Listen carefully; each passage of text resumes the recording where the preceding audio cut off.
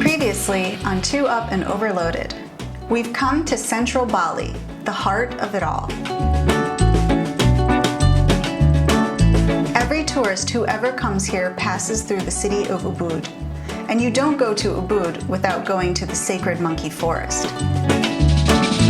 But is it a good idea to have that many tourists interacting with over 1,000 wild monkeys?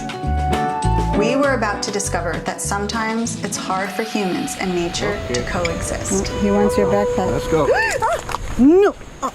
Hey everyone, nice to have you here. We are Tim And Marissa, no tear. I ride in the front, And I'm in the rear. we travel the world and we pack too much gear. Oh, all the places we'll go. through rain and through sleet and through mud and through snow. Oh, all the things we'll see. We've been to a country or two. Or three. Oh, all the fun we've had. You have you along would make us real glad. So give us a like and hit subscribe to join us along our epic ride.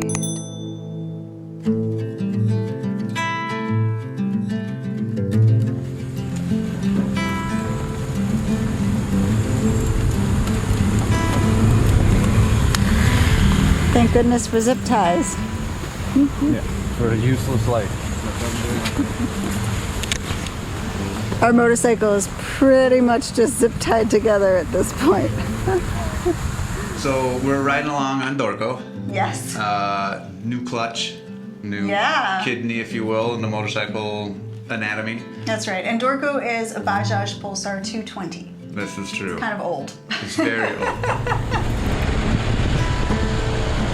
And it's doing what old bikes do. It still just kind of feels weird. Maybe she just needed to be warmed up a little bit more, because now it's not doing it again, but like first gear was like sputtering, still doing it a little bit. Yeah. But just not a very confidence-inspiring motorcycle. No, not at all. But she's still crawling.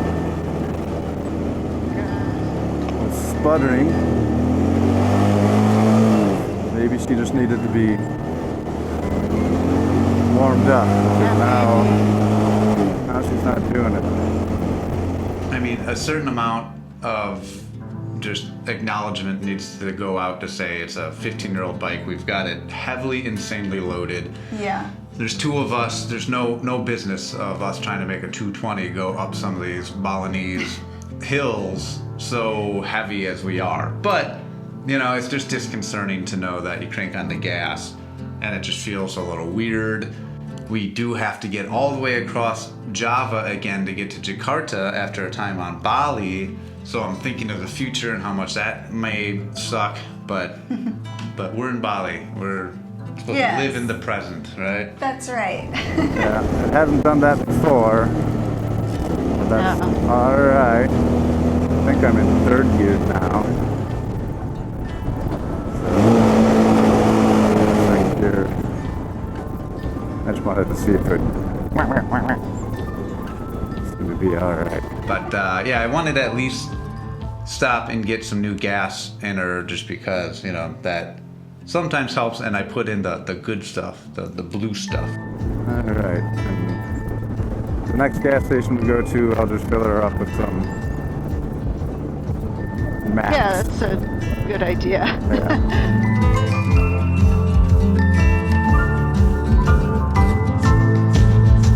And this little neighborhood, it's kind of cool. It's got like every house. Like these are private homes. You know, they all have their little tributes. Yeah.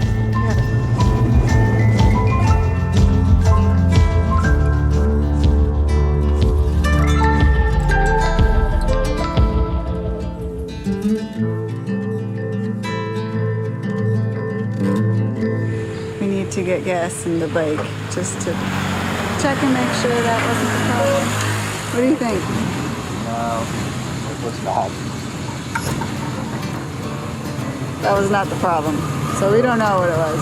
It's the Dorco problem. Main issue is that it's a Bajaj Pulsar 220. but we'll put in 50,000 and that'll be all right. Yeah.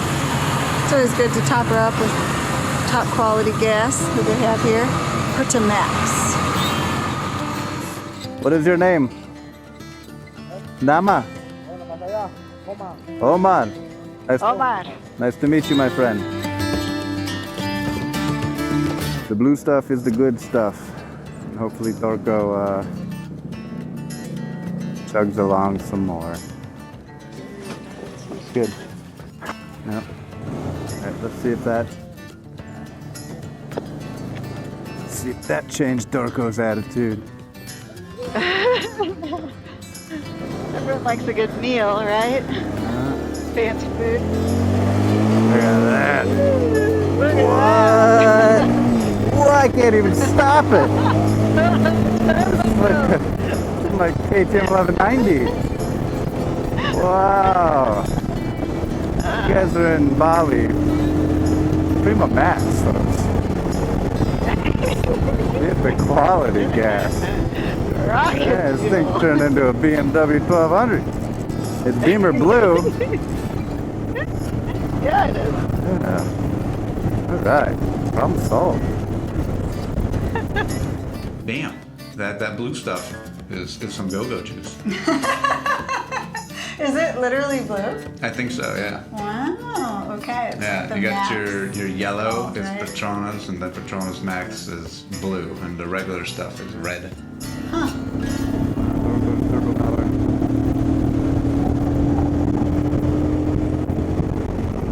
Yeah, it was doing well, which was good because we were coming into the city of Ubud. So Bali is a very small island, but it has two major urban hubs, and they kind of blend together, one on top of the other. The first is Denpasar, where the airport is. So most people, unlike us, come through Denpasar because they fly into Bali. We came via Java over a ferry, but that's highly unusual. And then above Denpasar is the city of Ubud, which is kind of like the cultural center of Bali. And so we were coming in from the north, having never been to any of the cities of Bali before, and really kind of expecting the worst when it comes to traffic.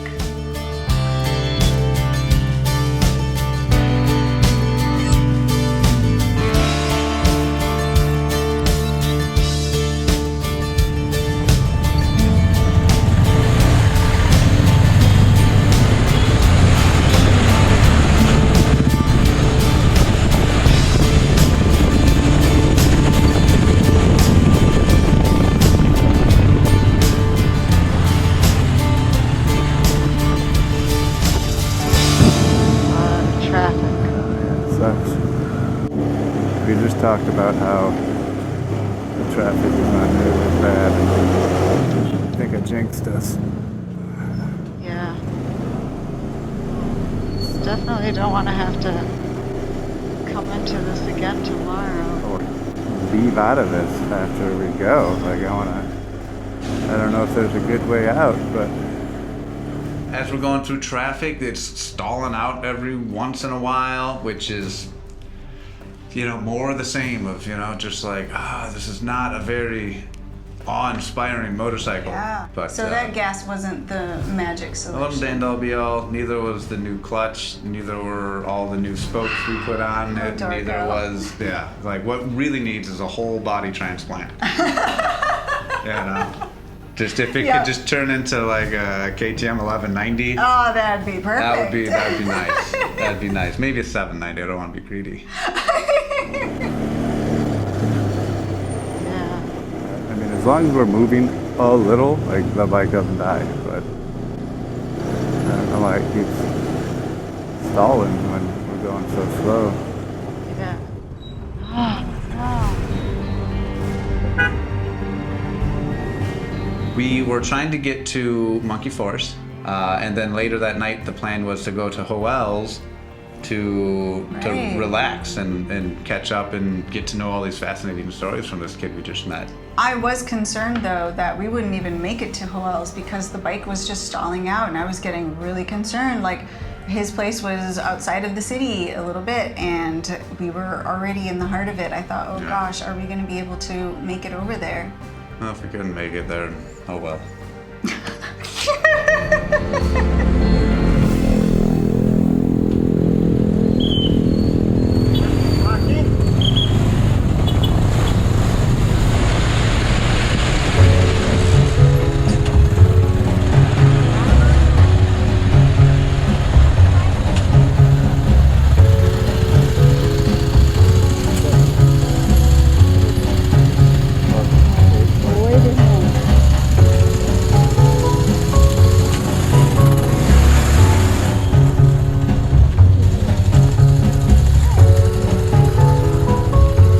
First, we pulled into Monkey Forest, Yes. greeted by a man with a slingshot.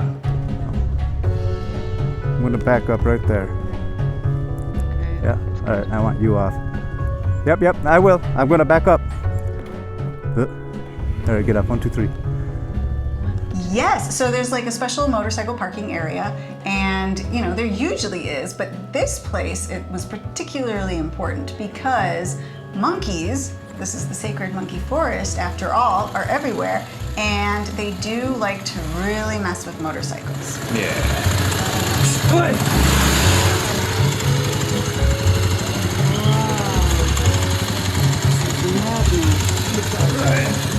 There was a gentleman kind of chasing off monkeys with a slingshot, so we had a guard on duty. Yeah, which was excellent because we parked in places before where monkeys have definitely tried to nick things off of the bike. In Borneo, they really wanted your climb helmet. Oh man, did they want my Yeah.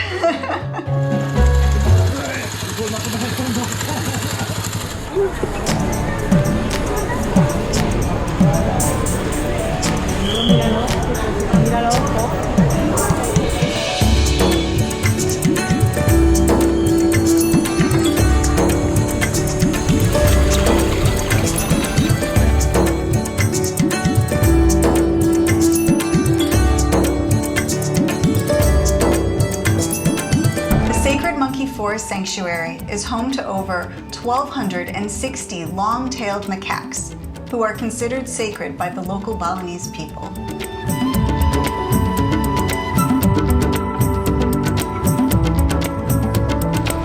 Covering 12.5 hectares, it is a huge park where nature meets traditional culture right in the middle of Ubud city. The sacred forest dates back to the 14th century and is believed to house guardian spirits in its many temples and carvings. Along with the monkeys and temples, some of the trees here are also considered sacred. The forest is not just a cultural and historic site, it's also a conservation area where research is conducted on the interactions and behaviors of the monkeys. I mean, everywhere you looked, there was another temple, another carving, all covered in moss, jungle everywhere, monkeys poking their cute little heads out from behind statues. Yeah. It was everything that I thought it was going to be. This is true. It was definitely like the Jungle Book come to life. Yes. You couldn't have this in Disneyland because of OSHA rules, regulations wouldn't let a bunch of monkeys be running around children. So this was, you know, just really interactive.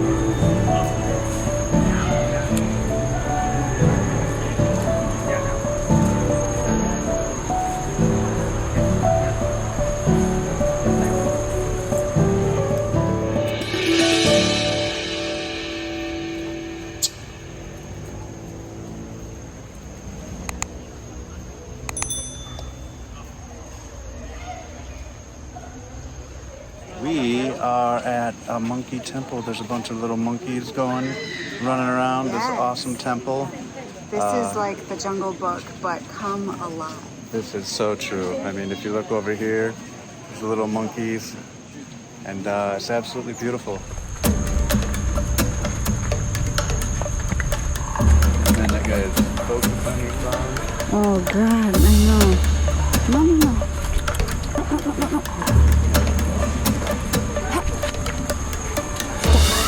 It's all fun and games and cute when a monkey crawls on you until you get bit or scratched or, like then, it's really, really bad news. So Yeah. we try to keep our distance and our respect. And keeping your distance at the Sacred Monkey Forest is really, really hard.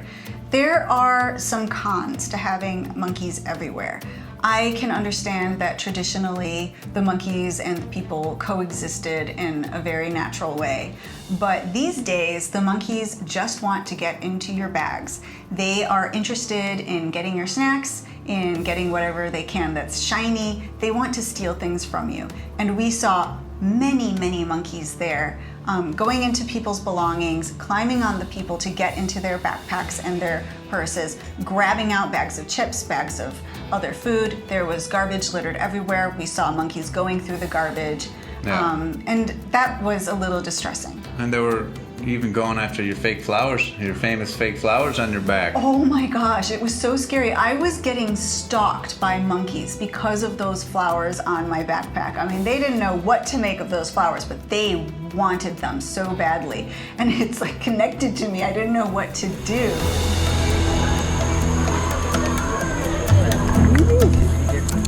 No, no, no, no, no. They're mine. They're mine.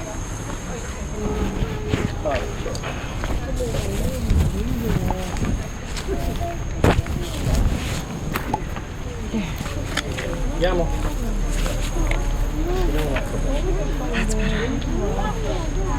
Attacking me. There are other places in the world where they force tourists to take off their bags and put them into lockers Which is before brilliant. going in. And I think this place really needs to adopt that policy because I think it's teaching the monkeys to be a little naughtier than they should be. It's not even teaching, it's just, giving them the opportunity. You smarty pants. I know. I want my flowers. Monkeys keep on trying to steal her flowers. Yeah. Just don't uncover it. Put it back. Yeah, they even with the plastic bag they Yeah. pack it. They Yeah. have fake flowers. though. Just fake flowers and plastic bags. Really? They know that there's food inside usually. Yeah. I mean, the fake flowers look like they could be some weird fruit, There's signage everywhere that is like, do not look the monkeys in the eye, Yeah. don't touch the monkeys, don't feed the monkeys, don't like have your plastic bottle out and snagging opportunities, rah-rah, and we followed them all. We followed all those rules. Yes. And we're walking around peacefully, going from one ruin to the next and having a good time. And then we were climbing up a particular set of stairs, and this little demon spawn monkey jumped on my back. Okay. He wants your backpack. Let's go. I saw him stalking Tim. I mean, I could see You his said nothing. eyes. No, I was like, wait. Like, I could see that he really, really wanted Tim and Tim's backpack. And then out of nowhere, he just, boom, lunged and jumped at Tim and had him like around the neck. Let's go. It was terrifying. Yeah, but you do speak for yourself, but if she was terrified, how do you think I felt? It was so scary to me. I thought, oh my gosh, I have to get this monkey off of Tim. Yeah, And she I started defended me. yelling at the monkey. I started hissing at the monkey. I was like, shoot! And I went like, I did the monkey thing. I didn't even think about it. I just started doing it to kind of, warn him to get off. Hey! No.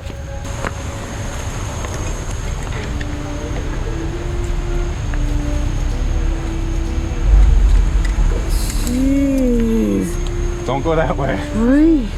And I don't know Showed if that her was teeth. Yeah, I don't know Showed if her that was a teeth. good I don't know if it was idea. your teeth or your breath, but as soon as you exposed your mouth, that thing got off me real quick. It He looked a did. little dizzy. It wasn't that quick. It felt like forever that he Yeah. was hanging on to you. And when I did that, when I went to him, he did the same exact thing to me, and it was so scary because he's got those fangs. This was definitely like a male aggressive monkey, and he was like, and then finally he got off of Tim. Yeah, and then I wanted to get out of there. Oh my goodness. You okay? Did he scratch you? I don't think so. I think you're alright. Yeah. So there I was, folks.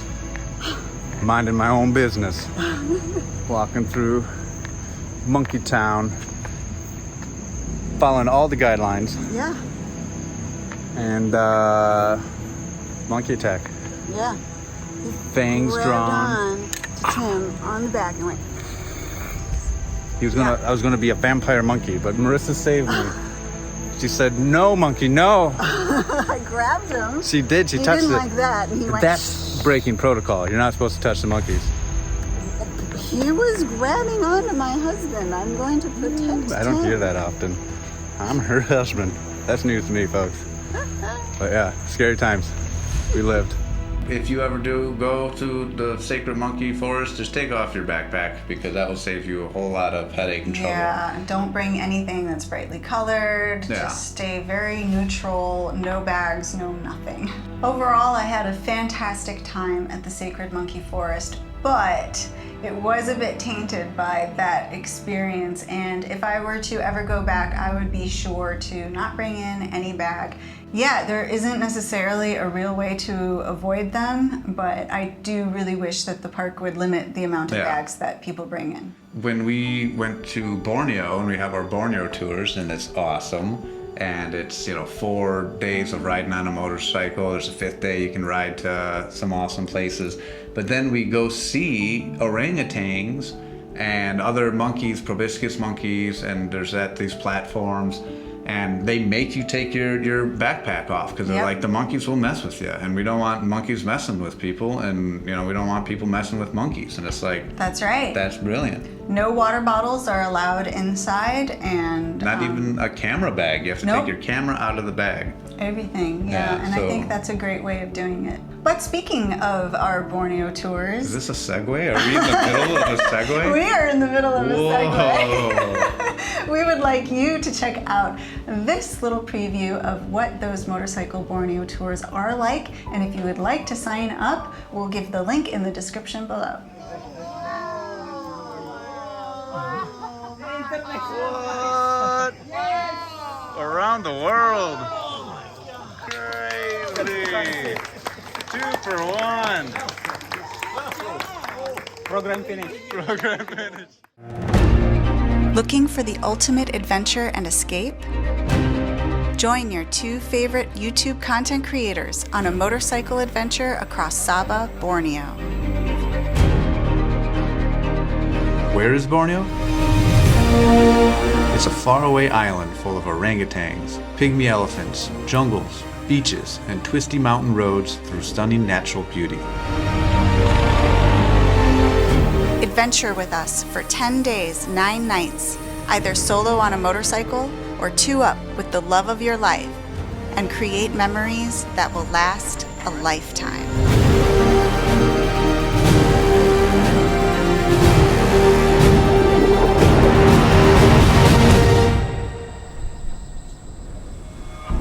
Our tour dates for the spring of 2026 are now open. See our website for prices and details, and let's travel the world together.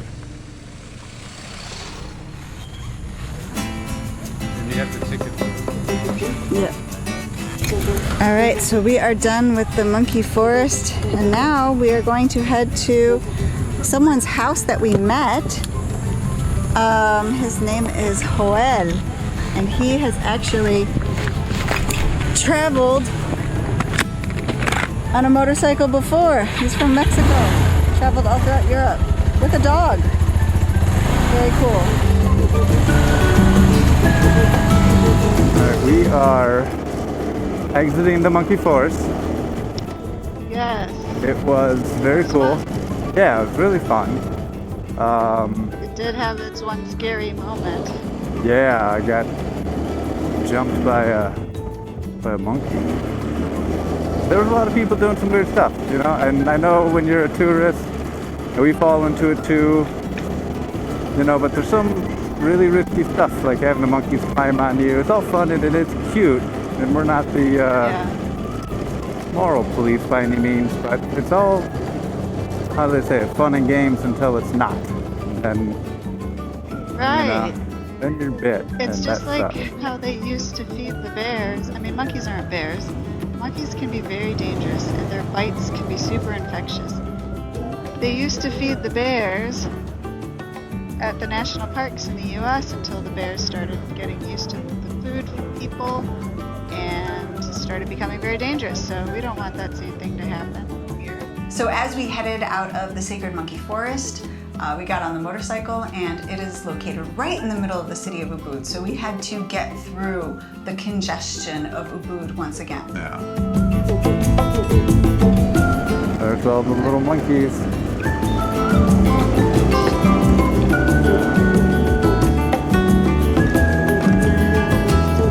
That is the touristy part of Tourismville. You know, it was definitely, you know, bar, you know, Bali souvenir stuff. Traffic was crazy. There's 1,000 little scooters, all with foreigners on them, you know. I'll be just fine not coming back to this part again. It's really touristy. Yeah, and traffic is about as bad as it is on Java. Yeah. It was interesting to see how touristy Ubud is, but it's also a very beautiful city. Yeah. So all the houses there have their own temples, and every house in Bali should have its own little temple devoted to it. But in Ubud, it's such an old city that you see these gorgeous temples. I mean, everywhere you turn, every corner, there's a little temple just tucked into the middle of nowhere. So that was really, really nice to see. It's super, super nice. And it almost looks like a volcanic rock, right? It's kind of like dark and, I don't know, it looks ancient, even though some of them were built in the last 5 years. Some of them are, you know, decades old. But it's kind of riding through a living history.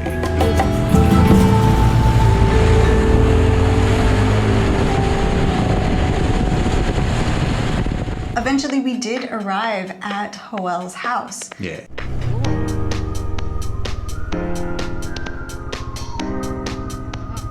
You think that's it? I think that's gotta be it.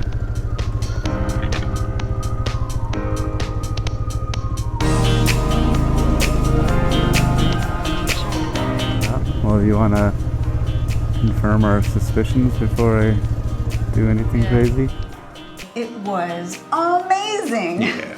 Oh my gosh, I can definitely see the draw of life on Bali. The aesthetic is simply gorgeous. You have this outdoor living world where it's just tropical heaven everywhere you look. And the pace of life is so beautiful. I was just It's super- definitely loving it. It's pretty much 2 bedrooms butt to butt next to each other in one main building, with each having their own bathrooms, and then everything else is exterior. So the kitchen, and there's a pool, and like the living room is outside. I mean, Hoel is in his early 30s, and man, if I was there, like that's every early 30s. That's everybody from 18 to 99's dream. It's true. To live in a bungalow like that. It's super, super cool. But even cooler than the house is Hoel himself. Yes. We are in paradise. We are at Hoel's house, and Hoel is amazing. And he has travel agency that he runs through Bali and all sorts of other places, and it is called Enjoy Life, right? Exactly, How do you yes. spell it? NJOEY. Enjoy it and then life.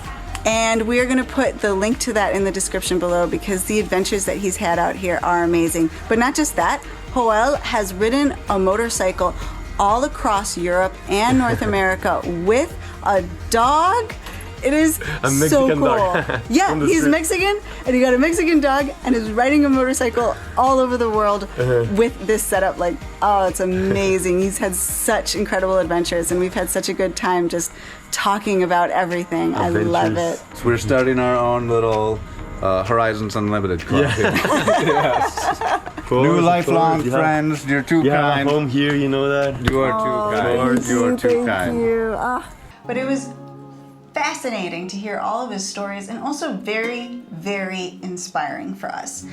Basically, we started to get the dream, the inspiration that, hey, maybe we should also do a tour type of thing, but out of Borneo, a motorcycle tour, because we had loved Borneo so much for riding, and we think it's the perfect place for people from all over the world to come and visit. It's so undiscovered, and that was the creation of the dream. Yeah, and Hoel was just this propane tank set on high burn, just blowing the flames of like this awesome idea. Like, yeah, man, no, you should totally do it, and it'd be really exciting. And and it's just the creation, that magic spark, that first little strike of flint and steel. Yes. Is now full blown. We've done 3 tours. It's been incredible.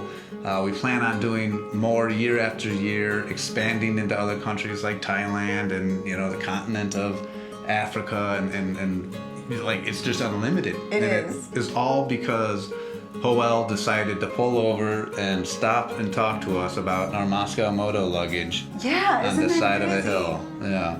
It's amazing the turns and twists that life takes. And Hoel's personal story was so inspiring.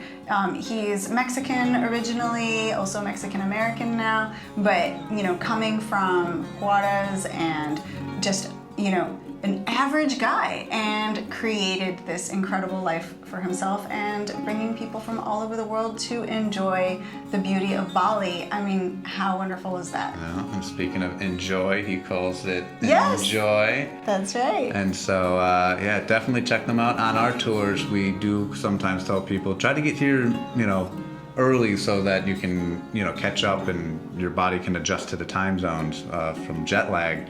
And a couple of our guests has gone to Bali and took a Hoel Enjoy tour, and then came right. on our motorcycle ride. So, smashing the worlds together. It's just been absolutely incredible. Hoel, we love you to death, and we can't thank you enough for all of the inspiration.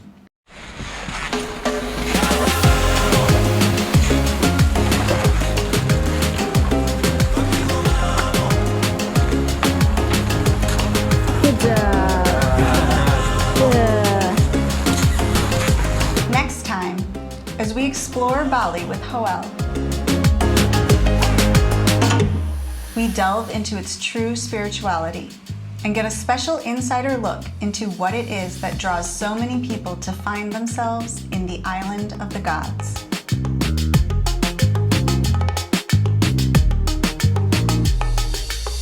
Plus, we get some super exciting news from Hoel, which for us changes everything.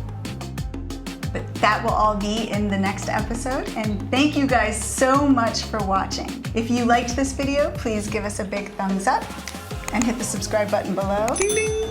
And if you're interested in supporting our travels and our video making here, you can join our Patreon page.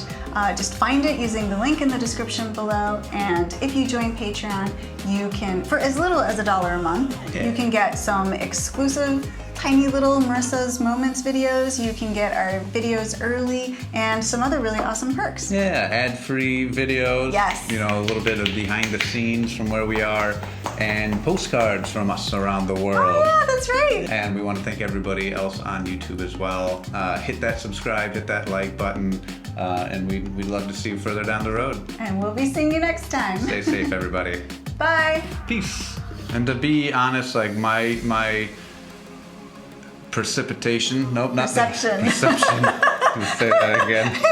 You have some precipitation. I do. But there's a difference between inviting a vampire into your home.